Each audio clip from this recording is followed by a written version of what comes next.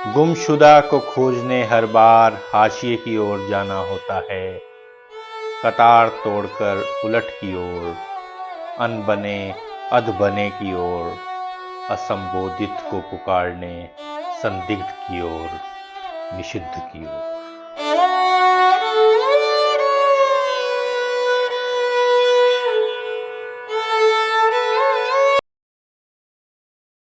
नमस्कार साथियों, काव्य प्रसंग यूट्यूब चैनल में आपका हार्दिक स्वागत है। मैं आपका परमेंद्र सिंह आज आपके लिए लेकर आया हूँ मनमोहन की कुछ कविताएं, उनके कविता संग्रह जिल्लत की रोटी से। कविताएं शुरू करूं इससे पहले हमेशा की तरह मेरा आपसे निवेदन, यदि आपने अब तक काव्य प्रसंग को सब्सक्राइब नहीं किया है तो इसे सब्सक्राइब कर दें, अपने मित्रों के साथ शेयर करें और अपनी कीमती राय से हमें अवगत कराएं। इससे हमें और बेहतर सामग्री का चयन करने में मदद मिलेगी। आइए सुनते हैं मनमोहन की कविताएं। कविता का शीर्षक है एक आदमी। एक आदमी कम कहता है और कम सांस लेता है।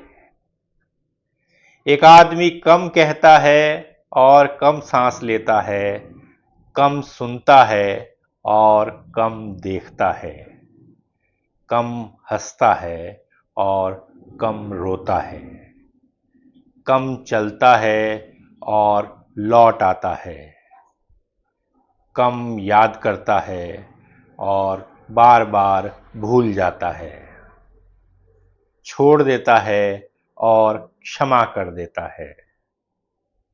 एक आदमी रहता है प्रियजन के बिना और रह जाता है और रह जाता है। कविता है जिल्लत की रोटी। पहले किल्लत की रोटी थी, अब जिल्लत की रोटी है। किल्लत की रोटी ठंडी थी, जिल्लत की रोटी गर्म है, बस उस पर रखी थोड़ी शर्म है। थोड़ी नफरत, थोड़ा खून लगा है, इतना ना मालूम कि कौन कहेगा कि खून लगा है।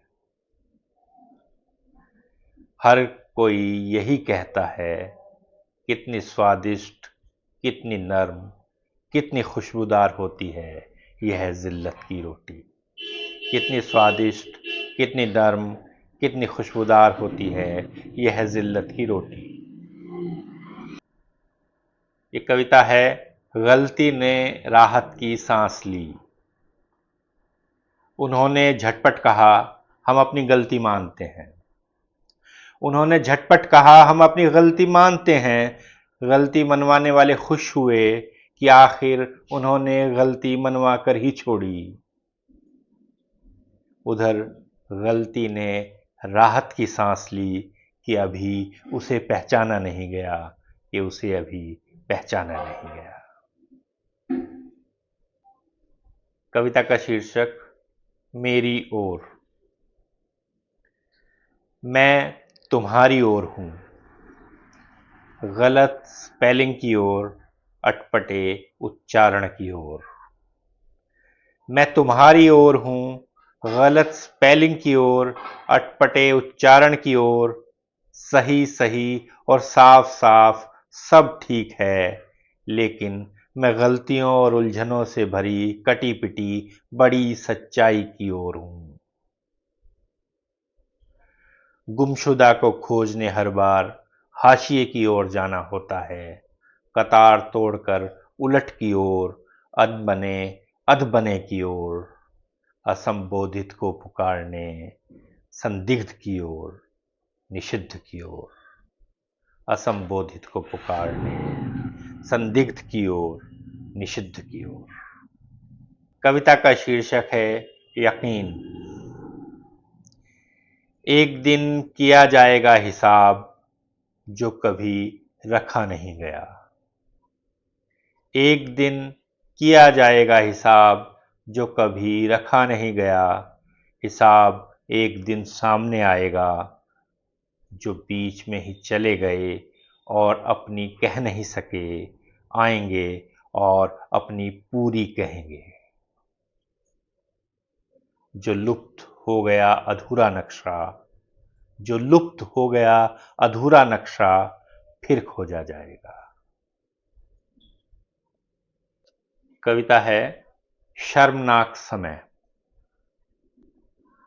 कैसा शर्मनाक समय है, जीवित मित्र मिलता है तो उससे ज्यादा उसकी स्मृति उपस्थित रहती है। कैसा शर्मनाक समय है, जीवित मित्र मिलता है तो उससे ज्यादा उसकी स्मृति उपस्थित रहती है और उस स्मृति के प्रति बची खुची कृतज्ञता। या कभी कोई मिलता है अपने साथ खुद से लंबी अपनी आगामी छाया लिए, अपनी आगामी छाया लिए। कविता का शीर्षक है इन शब्दों में। इन शब्दों में वह समय है जिसमें मैं रहता हूं। इन शब्दों में वह समय है जिसमें मैं रहता हूं। गौर करने पर उस समय का संकेत भी यहीं मिल जाता है जो न हो लेकिन मेरा अपना है। यहाँ कुछ जगहें दिखाई देंगी जो हाल ही में खाली हो गई हैं और वे भी जो कब से खाली पड़ी हैं। यहीं मेरा यकीन है जो बाकी बचा रहा।